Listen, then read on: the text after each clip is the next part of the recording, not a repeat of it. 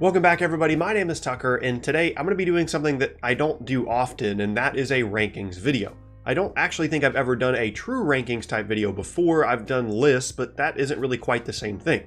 But when I put up that video about the weirdest NBA draft class that was the 2011 draft, there was a lot of discussion in the comment section about how that draft class compared to others immediately before and after it. So with that, I decided to rank every NBA draft class since 2010 with two important caveats. Number one, I'm not counting the 2018, 2017, or 2016 classes simply because it's way too early to judge them in this context. So I'm ranking the 6 classes from 2010 to 2015. And secondly, I'm going to be ranking the draft classes specifically and not including any undrafted players. I know that there's going to be a lot of opinions on this, and I'm looking forward to seeing what you guys have to say about my own rankings. So with all of that out of the way, let's go ahead and get started.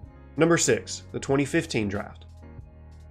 Starting off, we have the most recent eligible draft in this video, and I'll admit that things could look differently for this class down the road. For example, later on, I'll be talking about the draft class that includes Victor Oladipo, and his perception around the league has certainly changed compared to what it was 2 years ago, and the same thing could happen for these guys as well. But for right now, I have the 2015 draft class ranked last out of these 6 classes. The big players here for me are Devin Booker, Karl Anthony Towns, Kristaps Porzingis, and to a lesser extent, Miles Turner.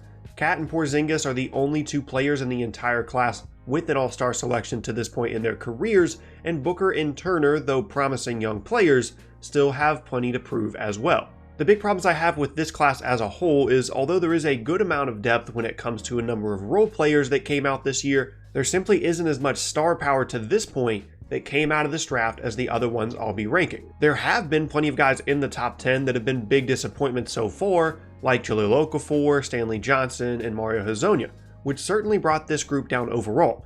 But again, it's mostly just the fact that as a whole, there aren't as many high-impact players in this draft. It also doesn't help that Porzingis is currently recovering from a knee injury, and Cat has let Jimmy Butler get to his head this season, and as a result, I feel confident ranking the 2015 draft class at number 6. Number 5, the 2014 draft.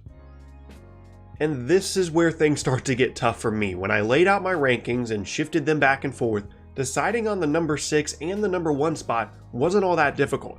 But each of the next 5 groups are extremely difficult to separate in my mind, and each of them probably do have a case to be higher or lower depending on your individual evaluation of each player. The 2014 draft claims a trio of great big men in Joel Embiid, Nikola Jokic, and Clint Capella, the first 2 of which are near the top of the rankings within their own position, as well as 2 players that have recently come into their own in Zach LaVine and Aaron Gordon. But the big issue with this group is that there are so many players that just haven't lived up to their potential so far. Andrew Wiggins looks completely lost at times and certainly hasn't performed like a number 1 overall pick so far, while Jabari Parker is seemingly living off of the reputation he built in his first 2 seasons than his actual performance since a variety of knee injuries. I will give this draft credit for having a good amount of depth, however, with Marcus Smart, Dario Saric, Jusuf Nurkic, and Gary Harris, among others, being critical to their team's success for various reasons. But apart from Embiid and Jokic, there aren't any other true stars in this class. Embiid is the only player in the entire 2014 draft that has an all-star selection so far in their career, although Jokic will likely change that this season. But in the end, this class's impressive depth wasn't enough to make up for its general lack of top-tier talent compared to the rest of these draft classes. Number 4, the 2013 draft.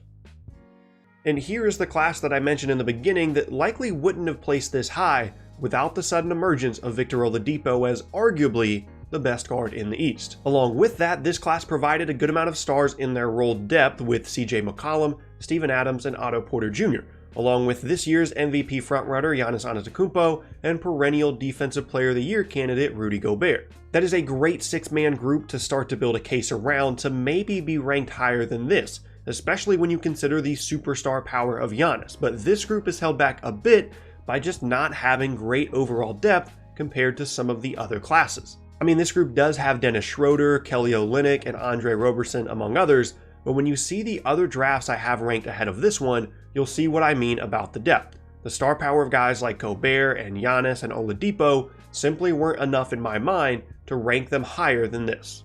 Number 3, the 2010 draft.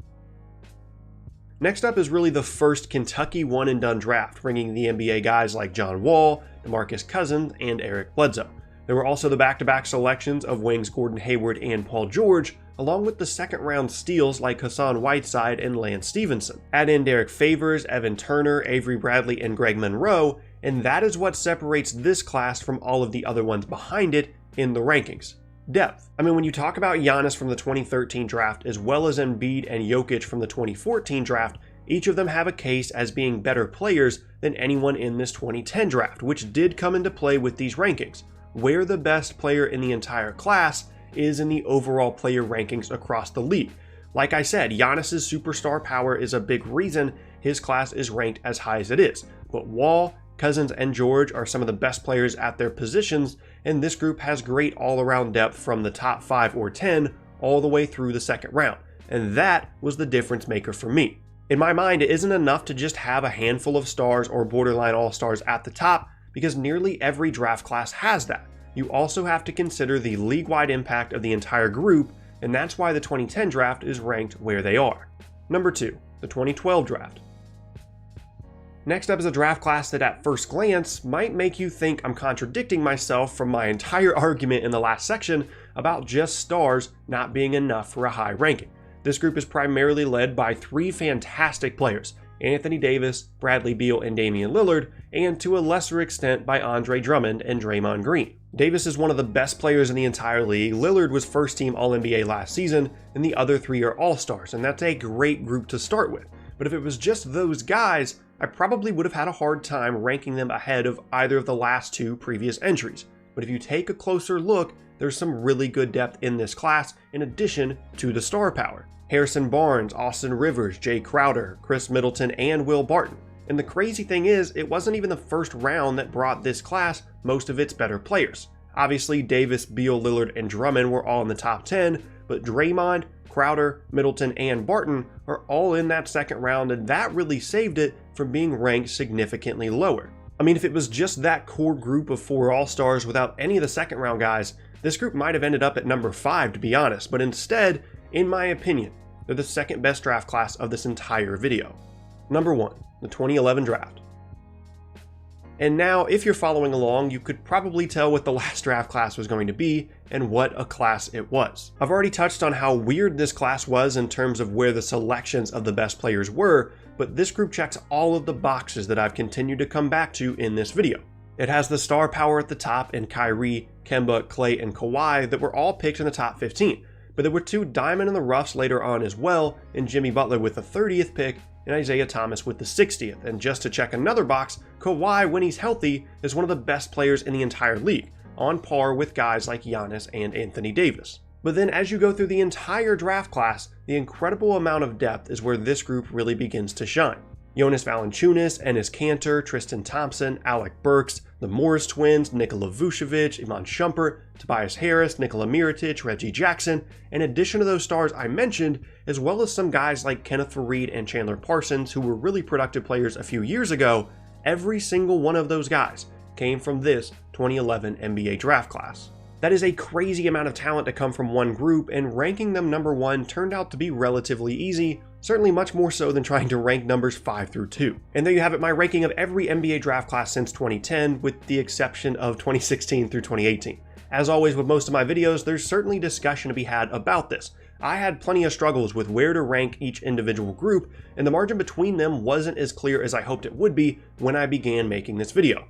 When I started coming up with these, I actually would put them in order, then sleep on it and change it again when I woke up the next day, and I did that for a few days before finally settling on this order. I hadn't ever done a rankings video before, so I was pretty nervous, and I could just hear and see the comments about why this class ranked ahead or behind this one, so I really put a lot of thought into this, and I hope you guys enjoyed. But as always, if you have a different opinion, that's cool as well, and I'd love to hear from you guys in the comment section below. With all of that said, thank you so much for watching. Once again, my name is Tucker. If you missed any of my previous videos, then be sure to check out the boxes on screen. Thanks again, and I'll see you all next time.